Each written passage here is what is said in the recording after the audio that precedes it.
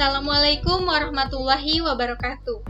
Perkenalkan, nama saya Gisela Agustin dengan NIM A1A322054 dari Program Studi Pendidikan Pancasila dan Kewarganegaraan Angkatan 2022. Baiklah, pada video kali ini saya akan memaparkan hasil analisis dari buku yang berjudul Pengantar Hukum Pidana karya Suyanto SH MH MKN. Secara garis besar, buku ini memperkenalkan hukum pidana sebagai bagian dari hukum publik, yaitu hukum yang mengatur hubungan antara negara dan warga negara, terutama ketika seseorang melakukan perbuatan yang dianggap merugikan atau membahayakan masyarakat. Hukum pidana dipandang sebagai alat negara untuk menjaga ketertiban dan juga keadilan, bukan sekedar sarana untuk menghukum pelaku kejahatan. Penulis buku ini juga menegaskan bahwa tujuan utama hukum pidana bukan hanya memberi penderitaan pada pelaku, tetapi juga memberikan efek jera, melindungi masyarakat, dan membina pelaku agar dapat kembali hidup bermoral dalam masyarakat. Dalam pembahasannya, penulis menjelaskan bahwa hukum pidana terdiri atas dua bentuk utama, yaitu hukum pidana material dan hukum pidana formil. Yang pertama, hukum pidana material berisi peraturan tentang perbuatan yang dilarang dan ancaman pidananya seperti yang tercantum dalam KUHP atau Kitab Undang-Undang Hukum Pidana. Yang kedua, yaitu hukum pidana formil, menjelaskan tata cara penegakan hukum pidana seperti penyelidikan, penyidikan, penuntutan, hingga pelaksanaan putusan pengadilan yang diatur dalam KUHAP atau Kitab Undang-Undang Hukum Acara Pidana.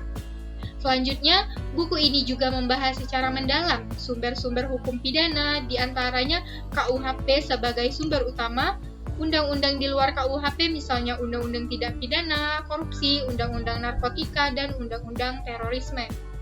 Selanjutnya, serta ada jurisprudensi dan hukum adat yang masih hidup dalam masyarakat.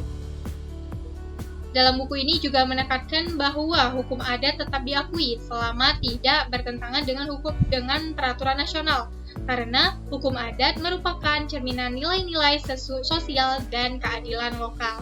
Salah satu bagian yang paling penting dalam buku ini adalah membahas tentang asas-asas dalam hukum pidana. Di antaranya ada asas yang dibahas, asas legalitas yang menempati posisi paling fundamental. Asas ini berbunyi, tidak ada perbuatan yang dapat dipidana kecuali berdasarkan undang-undang. Asas ini menjadi tameng agar seseorang tidak dihukum secara sewenang-wenang tanpa dasar hukum yang jelas. Selain itu, juga menjelaskan asas teritorial, asas personalitas, asas perlindungan, asas universal yang masing-masing mengatur sejauh mana hukum pidana Indonesia berlaku bagi pelaku kejahatan baik di dalam negeri maupun di luar negeri. Kemudian, buku ini juga memaparkan bahwa fungsi hukum pidana tidak hanya sebatas menghukum, tetapi juga sebagai alat pengendali sosial dan upaya pencegahan terhadap perilaku yang membahayakan masyarakat. Dalam buku ini juga membedakan antara fungsi preventif atau mencegah kejahatan sebelum terjadi dan represif atau memberi hukuman setelah kejahatan terjadi. Hukum pidana menurutnya merupakan ultimum remedium, yang artinya digunakan sebagai upaya terakhir ketika cara-cara lain seperti sanksi administratif atau perdata tidak lagi efektif. Namun dalam kasus yang berat seperti korupsi dan juga terorisme, hukum pidana bisa menjadi primum remedium, yaitu senjata utama negara untuk melindungi kepentingan publik. Nah, di dalam buku ini juga menyorotin hubungan hukum pidana dengan ilmu lain seperti kriminologi dan juga psikologi, karena memahami sebab seseorang melakukan kejahatan sangat penting dalam menentukan bentuk hukuman yang adil dan bermanfaat. Dengan demikian, buku Pengantar Hukum Pidana ini bukan hanya mengenalkan isi KUHP, tetapi juga mengajak pembaca memahami filosofi di balik hukum pidana, bahwa hukum tidak semata-mata menghukum, melainkan mendidik, menata, dan menjaga keseimbangan antara hak individu dan kepentingan masyarakat. Selanjutnya, pada video kali ini juga saya akan memaparkan hasil analisis dari jurnal yang berjudul Analisis Kasus Hukum Kopi Cyanida Mirna Solihin, Implikasi Hukum Pidana dan Prosedur Hukum Indonesia, karya Namira Divani, Nuzan, dan kawan-kawan. Jurnal ini membahas secara mendalam kasus pembunuhan Wayan Mirna Solihin yang diduga diracuni cyanida oleh Jessica Kumala Wongso.